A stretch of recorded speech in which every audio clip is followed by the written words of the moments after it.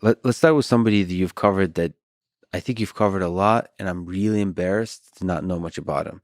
I think this is like old school Coffeezilla. You've been through stages, I've okay? been through stages and phases. True. So a character named Dan Lok. Yeah.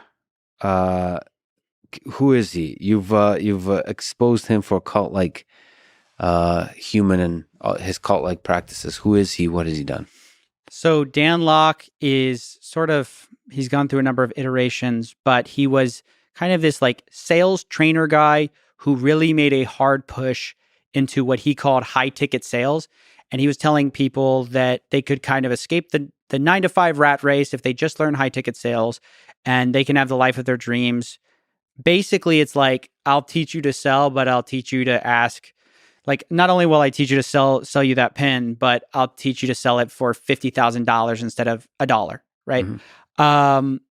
So I talked to a lot of the people who had taken this course because it was pretty expensive. I think it was like $2,500 or $1,000. And mind you, the people who are taking it are like teachers and like people who don't have a lot of money. And then you take the course and immediately you find out, okay, well, there's an upsell. At the end of the course, you're not ready. You need to go from like high ticket closer, which is one of the products, to inner circle or like the level up, right? And all of these courses are structured like this. So they spend a tremendous amount on Google Ads to get people in the door, promising the dream. And then once you're in, you're actually not done being like the product. You're actually in this system that tries to upsell you again and again and again and again. And eventually you're paying monthly and you're getting more and more. You're constantly paying for access to Dan Lok's wisdom and like ideas. And fundamentally, this sales system wasn't working for people. I mean, I talked to like, for example, a teacher who put in like $25,000, was in debt at one point and has nothing to show for it. I know. And it was sort of these tactics of pressuring. And then anytime anyone would complain, he would try to silence them. So I heard from like, funny enough, this lady was a teacher as well. She put together a Facebook group basically saying, I think this guy's a scam. His course didn't work. It's not working for a lot of people. Because fundamentally, the promise of turning someone from a non-salesman into a person who's making six figures selling is not an easy thing to do. It's not just a matter of just like, take my course. But anyways, it wasn't working. She created a Facebook group about it, and he like sues her and was like legally pressuring her to stop doing that. And I realized like somebody has to speak out about this, and everyone who is getting silenced. So I was like, I'm going to use my platform to raise awareness to this. And people came out of the woodwork. I mean, saying that this guy defrauded me or he scammed me. And I want to just really quickly take a beat to explain why get rich quick schemes are different than, let's say, selling a water bottle and saying it's the greatest water bottle ever, right? Because sometimes people wonder, they go like, well, doesn't like Nissan say their car is going to make you happy and then it doesn't make you happy? Like, why is that different from the kind of advertising of a get rich quick course? I mean, both of them are sort of promising things that aren't true, but you get something, you take some kind of a training, isn't it the same thing? No. Here's why.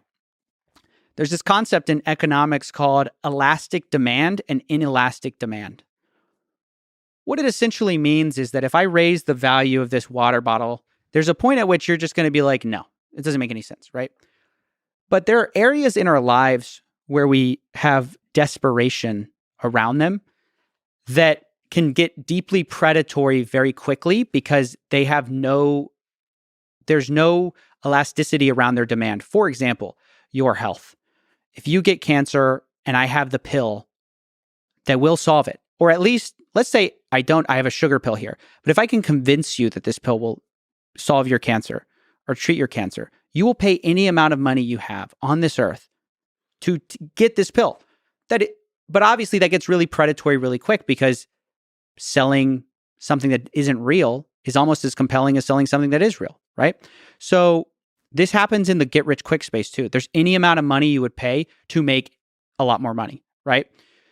So these products have inelastic demand. That's why you see what is essentially a few webinars getting sold for $2,500. Courses that literally have identical videos on YouTube, like very similar course curriculums that are selling for such extravagant amounts of money. And I think there can be comparisons made to college because obviously there's similar like questions about benefits. But in this case, there's not even statistics available that even shows the average person gets something out of it. Yeah. That's true of like, if you go to college, your average income will improve, right? That's the justification there. There's none of that. There's no case studies. There's nothing backing their extravagant claims of you're going to make all this money, you're going to make all this wealth. Instead, they're just, as we said before, they're selling you a dream. So that's why I find all those like types of get rich quick schemes so problematic. And that's why I've railed against them for significant amount of time. What have you learned from exposing some of the things that Dan Lok is doing? What have you learned about human nature and fraudsters and gurus and so on? That's a great question. So I think one of them is that there's this systemic problem that the phrase "there's a sucker born every minute" is very true. There is no end to the people who will fall for something like this. And the problem is because there's just no end to need and want and just lack. I mean, it's easy to, on the one hand, criticize people's greed, but a lot of times you have to put yourself in their shoes. If you're at a dead-end job, you have nothing going for you, you don't have the money to go to college, you don't want to get in debt, fair play, where do you go, right? As you said, there's somebody who's there saying they believe in you, they believe you can make six figures.